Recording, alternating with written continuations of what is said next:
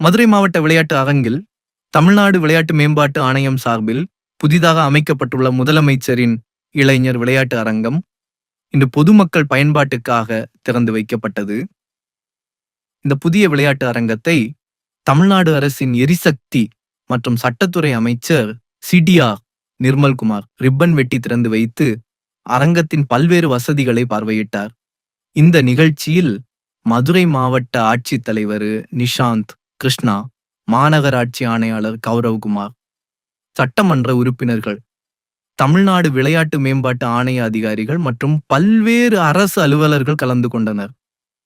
புதியதாக அமைக்கப்பட்டுள்ள இந்த இளைஞர் விளையாட்டு அரங்கம் மாவட்ட இளைஞர்களின் விளையாட்டு திறமைகளை வளர்க்கும் நோக்கத்துடன் உருவாக்கப்பட்டுள்ளது. விளையாட்டு வீரர்கள் தரமான பயிற்சி பெறவும், மாநில மற்றும் தேசிய அளவிலான போட்டிகளுக்கு தயாராகவும் தேவையான அடிப்படை வசதிகள் இதில் ஏற்படுத்தப்பட்டுள்ளன.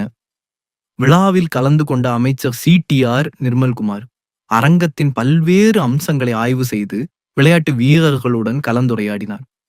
இளைஞர்கள் விளையாட்டில் அதிக அளவில் ஈடுபட்டு ஆரோக்கியமான சமுதாயத்தை உருவாக்க வேண்டும் என்பதே அரசின் நோக்கம் என்றும் அவர் குறிப்பிட்டார்.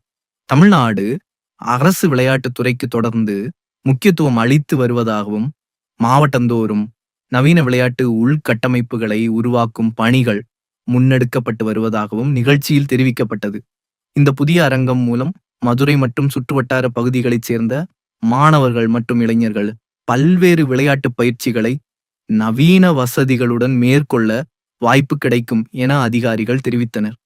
பின்னர் அமைச்சர் சிடிஆர் நிர்மல்குமார் செய்தியாளர்களை சந்தித்து அரசின் பல்வேறு திட்டங்கள் மற்றும் விளையாட்டு மேம்பாட்டு நடவடிக்கைகள் குறித்து விளக்கமளித்தார்.